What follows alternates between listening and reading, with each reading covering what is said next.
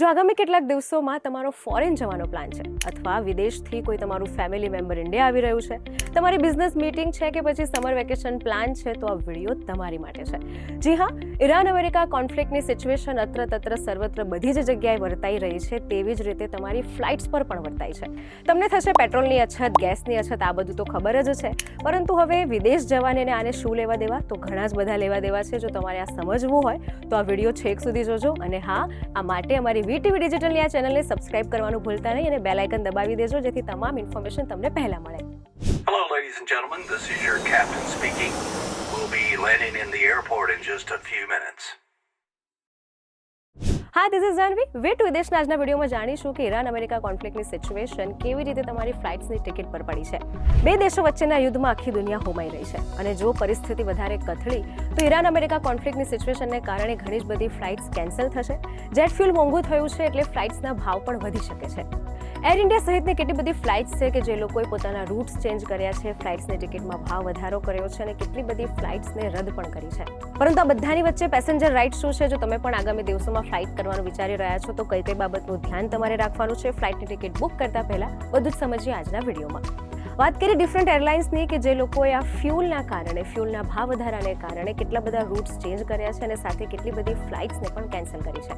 યુએસએની delta એરલાઇનની વાત કરીએ તો આ એરલાઇન્સે પોતાના એક્સપેન્શન પ્લાનને સ્લો કર્યો છે અને કેપેસિટી ગ્રોથને 3.5% જેટલો ઘટાડી દીધો છે.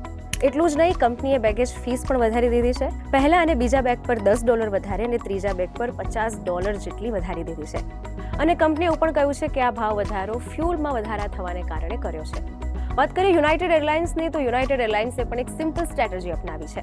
જેટલી પણ અનપ્રોફિટેબલ રૂટ્સ છે તેમને બંધ કરી દીધા છે. એટલે જ્યાં ડિમાન્ડ ઓછી છે અથવા કોસ્ટ વધારે છે ત્યાંની ફ્લાઇટને કેન્સલ કરવામાં આવી છે. આ સાથે બેગેજ ફીઝમાં પણ લગભગ $10 જેટલો વધારો કર્યો છે. યુએસની સાથે મેક્સિકો, કેનેડા, લેટિન અમેરિકાના રૂટ્સ પર પણ લાગુ કરવામાં આવી છે. કંપનીનું કહેવું છે કે ફેર વધારવામાં આવ્યો હોવા છતાં પણ બુકિંગમાં અસર નથી. તો બીજી બાજુ અમેરિકાની એરલાઇન્સે પણ પોતાની બેગેજ ફી વધારી છે. પહેલા અને બીજા પર $10 અને ત્રીજા બેગ પર $150. આ સાથે સૌથી વધારે જે અસર થઈ છે તે છે ઇકોનોમિક ક્લાસ, કારણ કે ઇકોનોમિક ક્લાસમાં પણ જે બેનિફિટ્સ મળતા હતા એ પણ હવે ઘટાડવામાં આવ્યા છે. ઓછા પૈસામાં મળતી સુવિધા હજી લિમિટેડ કરવામાં આવી છે અને બેનિફિટ્સ ઓછા કરવામાં આવ્યા છે. યુએસએની સાથે સાઉથ વેસ્ટ એરલાઇન્સ જે પોતાની ફ્રેન્ડલી સર્વિસ માટે જાણીતી હતી, એણે પણ પોતાનામાં ચેન્જીસ કર્યા છે. પહેલા અને બીજા પર ચાર્જીસ $45 જે હવે $55 પર પહોંચી ગયા છે. તો અલાસ્કા ગ્રુપે પણ પોતાનામાં ભાવ વધારો કર્યો છે. જ્યાં પહેલા બેગ પર $5 અને બીજા બેગ પર $10 ભાવ વધાર્યો છે.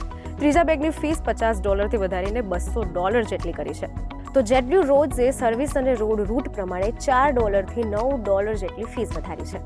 સૌથી વધારે સ્પિરિટ એરલાઇન્સ પર પ્રેશર જોવા મળી રહ્યું છે, કારણ કે એમણે નક્કી કરેલા બજેટ પ્રમાણે ફ્યુલનો ભાવ જે છે તે હવે બમણો વધી ગયો છે. એમણે 2026 માટે ફ્યુલ કોસ્ટ $2.24 પર ગેલન સમજીને પ્લાનિંગ કરી હતી, પણ હવે એકચ્યુઅલ પ્રાઇસ $4.24 પહોંચી છે, એટલે લગભગ 2 ગણી છે. અને આ જ કારણથી કંપની ફાઇનાન્શિયલ રિસ્કને સફર કરી રહી છે અને સાથે લિક્વિડેશન પણ સામે આવ્યું છે. રૂટ્સ ઓછા કર્યા છે અને નવા ફેર્સ ઇન્ટ્રોડ્યુસ કર્યા છે, જેથી રેવન્યુ જનરેટ કરી શકાય. હવે સૌથી મહત્વની વાત કરીએ આપણે એર ઇન્ડિયા વિશે, કે જે આપણી માટે ખૂબ મહત્વની એરલાઇન્સ છે. એર ઇન્ડિયાની વાત કરીએ તો એર ઇન્ડિયાએ પણ પોતાના ઘણા બધા બદલાવ જે છે તે સામે લાવ્યા છે અને ઘણી બધી ફ્લાઇટ્સ પણ કેન્સલ કરી છે. કઈ ફ્લાઇટ કેન્સલ થઈ છે, શું છે બદલાવ, ચાલો જાણીએ. જૂનથી ઓગસ્ટ દરમિયાન લગભગ 100 ફ્લાઇટ્સ ઘટાડવાનો નિર્ણય કર્યો છે. એમાં કેટલીક લાંબી ઇન્ટરનેશનલ ફ્લાઇટ્સ પણ બંધ કરવામાં આવી છે. આ પહેલા પણ એર ઇન્ડિયાએ લગભગ 90 ફ્લાઇટ્સ ઘટાડી હતી. કંપનીને ગયા વર્ષે પણ $22,000 કરોડ રૂપિયાથી વધુનું નુકસાન થયું છે. તેથી તેઓ કોસ્ટ ઘટાડવા માટે આવા નિર્ણય લઈ રહ્યા છે. હવે જોઈએ એર ઇન્ડિયાની કઈ ફ્લાઇટ કેન્સલ થઈ છે તે. દિલ્હીથી શિકાગોની, દિલ્હીથી ન્યુયોર્ક, દિલ્હીથી શાંઘાઈ, મુંબઈથી ન્યુયોર્ક, દિલ્હીથી માલે, ચેન્નઈથી સિંગાપુર અને મુંબઈથી સિંગાપુર. આ તમામ ફ્લાઇટ્સ જે છે તે હાલ કેન્સલ થઈ છે. એટલે સરળ શબ્દોમાં કહું તો નુકસાન જે છે તે ફ્યુલ વધારાને કારણે કંપની જે ફાઇનાન્શિયલ ક્રાઇસિસને સફર નથી કરી રહી, આ જ બધા કારણથી કંપનીએ ફ્લાઇટ્સ કેન્સલ કરી છે અથવા તેમની ટિકિટ્સમાં વધારો કર્યો છે. હવે સમજીએ કે આ બધાની વચ્ચે પેસેન્જર રાઇટ શું કહે છે. પેસેન્જર તરીકે આપણે કયા નિયમો સમજવા જરૂરી છે, ચાલો જાણીએ. એરલાઇન્સને ફી અને સિસ્ટમ ચેન્જ કરવા માટે ફ્રીડમ હોય છે. પોતાના ઓપરેશનલ કોસ્ટ પ્રમાણે ફેર્સ અને એડિશન કરી શકે છે, પણ આના સાથે ટ્રાન્સપરન્ટ રહેવું જરૂરી છે. એટલે ટિકિટ બુક કરવા દરમિયાન બધા જ ચાર્જીસ ક્લિયર જોઈ લેવા જોઈએ. પેસેન્જર રાઇટ તરીકે એક સિમ્પલ ટેક અવે તમને કહું તો જ્યારે પણ તમે ટિકિટ બુક કરો છો, બેગેજ ફી, ફ્યુલ ચાર્જ કે સીટ ચાર્જ એરલાઇન્સ પહેલાથી જ ડિસ્ક્લોઝ કરે છે. એટલે બુકિંગ પછી અચાનક હિડન ચાર્જીસ નથી એડ કરી શકતી. જો કોઈ ફ્લાઇટ કેન્સલ થાય છે અથવા ડિલે થાય છે તો પેસેન્જરને કમ્પન્સેશન અથવા અલ્ટરનેટ ઓપ્શન આપવાની જવાબદારી પણ એરલાઇન્સની છે. પણ ફીઝ ઇન્ક્રીઝ એ ઇલીગલ નથી. એટલે પ્રેક્ટિકલ સમજવું જરૂરી છે કે હવે ટ્રાવેલ ફ્લાઇટમાં કરવું એ અઘરું બન્યું છે, કારણ કે ઘણા બધા નિયમની સાથે સાથે કંપનીઝ જે છે, એરલાઇન્સ જે છે, તે પોતાનું ફાઇનાન્શિયલ ક્રાઇસિસ મેનેજ કરવા માટે ફ્યુલ કોસ્ટના વધારાને કારણે ટિકિટના ભાવ વધારી રહી છે. તમે જો આવામાં ટ્રાવેલ કરી રહ્યા છો તો પ્રેક્ટિકલ સમજવું એ જ જરૂરી છે. આવનારા સમયમાં ફ્લાઇટ ટિકિટ મોંઘી બનશે, ઓપ્શન ઓછા થશે અને ફ્લેક્સિબલ ટ્રાવેલ કરવું હવે અઘરું બનશે. હવે જે ફ્રિકવન્ટલી ફ્લાઇટ બુક થતી હતી ને ટ્રીપ થતી હતી તેવું હવે નહીં થઈ શકે. એટલે ઇન્ડિયન્સ તમામ કે જે લોકો ફ્રિકવન્ટલી ટ્રાવેલ કરે છે બધાએ હવે પ્લાનિંગ સાથે ટ્રાવેલ કરવું પડશે. બેઝિક પ્રિકોશન એ જ છે કે જ્યારે પણ તમે ફ્લાઇટ બુક કરો છો ત્યારે એનો ટોટલ કોસ્ટ જોઈ લેવું જોઈએ.